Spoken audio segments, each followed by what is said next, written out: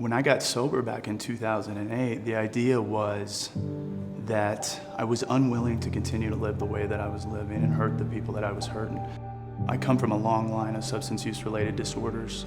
My mother is an addict, my father's an addict. And so getting sober for me was something that I knew I was gonna have to do if I was gonna be successful in life. What I started to see when I got into recovery in 2008 was the care.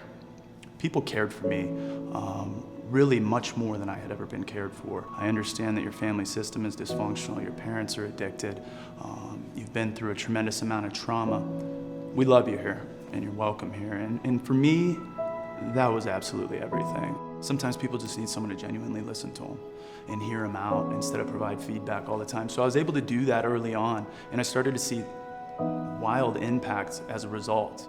When I saw that that could be beneficial for the clients that we could potentially serve, that's really where the idea of Peaks came from. Was that balancing act between heavy emphasis on clinical and some peer-driven accountability, which I saw was a recipe for success.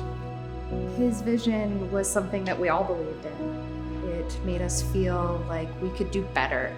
You know, recovery has kind of been stagnant for a lot of people for a long time, and we just thought we could do something better. Way back when I met Chris, he told me first that Peaks would be the funnest place I'd ever work. That turned out to be true.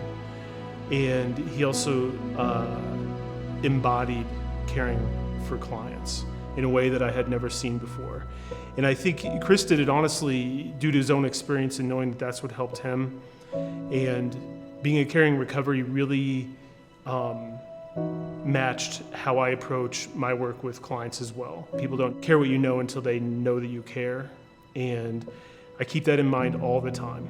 Brotherhood, I think, brings a great deal to this company. Chris and I balance each other in entirely different ways. If I had to put it in sort of the left brain, right brain sort of dichotomy, we just come from different sort of visions and approaches to each and every situation. We're fighting stigmas, we're fighting education surrounding health insurance benefits and what it means to have an insurance card.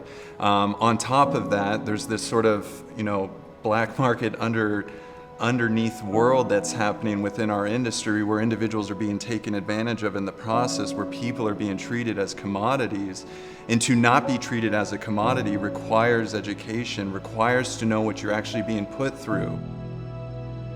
What keeps me passionate about this is there's such a huge upside to the work we do. The improvements they can make in their life are so dramatic, and the consequences of not making the changes they need to make are so dramatic in the opposite direction. So with so much at stake, I find it really easy every day to wake up and be passionate about this.